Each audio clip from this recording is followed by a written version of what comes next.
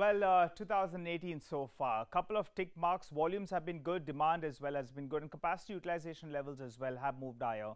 What's not been good is prices didn't move up as anticipated, and in fact, input costs did spike up as well. So the pet coke prices, if you look at it, that in fact had moved up to around the $120, $125 per ton, but that's gradually started cooling down. For bulk of the year, it was at elevated levels, and the price increases weren't enough to offset that. And the previous plate as well told you that the capacity utilization levels had moved up.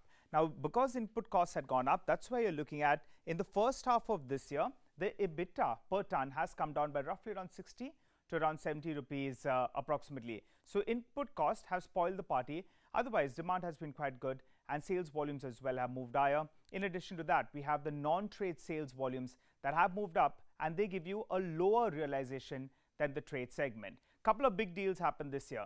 UltraTech Cement, they in fact went ahead, and that long-awaited deal with Century Textiles, that did happen. So close to around 11 million tons, 11 to 13 million tons is what that deal comprised of. In terms of an enterprise value, it was roughly around 8,500 crores, included a debt of around 3,000 crores approximately. But there were, various positives for an UltraTech shareholder, because for Century Textiles, we did see that that stock did sell off post that. So that's the enterprise value up for you. Why do I say, in fact, it's a good deal for UltraTech Cement? Because UltraTech Cement trades at an EV of roughly around $200 per ton. Century Textiles, this deal was done at around $100 per ton. Remember, profitability as well, there's a big difference, because Century Textiles cement units does an EBITDA per ton of roughly around 400 to around 500 rupees per ton, while UltraTech has been anything between 800 to around 1,000 rupees per ton. So valuations, it was good. The management, in fact, says that it will be EPS accretive from the first year itself. And also, there is scope to move Century Textiles cement EBITDA from around that 350, 400 rupees all the way to around that 800 rupees odd. The second big deal that took place in the last year was, Dalmia Bharat, they were looking at Binani. So there was an engagement that was done because everyone thought that they will be getting it. But ultimately, the marriage happened between UltraTech Cement and Binani Cement. So why did both of them want it? UltraTech Cement, they wanted to, protect their turf in North India, while for Binani, they wanted to move into a new market. The asset was very important, nearly 6.5 million tons odd. But the most important part in terms of what Binani had to offer was the 380 million tons of limestone.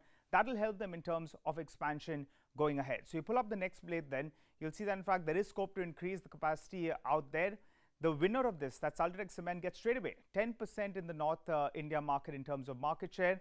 And also, in addition to that, the street was already prepared that in fact it will be EPS dilutive for the first year. So the first half of the year, the total cement companies, all of them listed, the EBITDA has down by nearly around 5% approximately. But can the fourth quarter of this year be better? Because you have seen that prices have cooled up. Coal, diesel, as well as pet coke prices have cooled up from the top. All three of them should come up for you on the screen. And importantly, now we'll be looking at any kind of price increases. That's something that's going to help the cement industry, particularly for the fourth quarter of this year. So demand strong, capacity utilization levels are higher. Profitability is something that the market will look forward to very, very closely.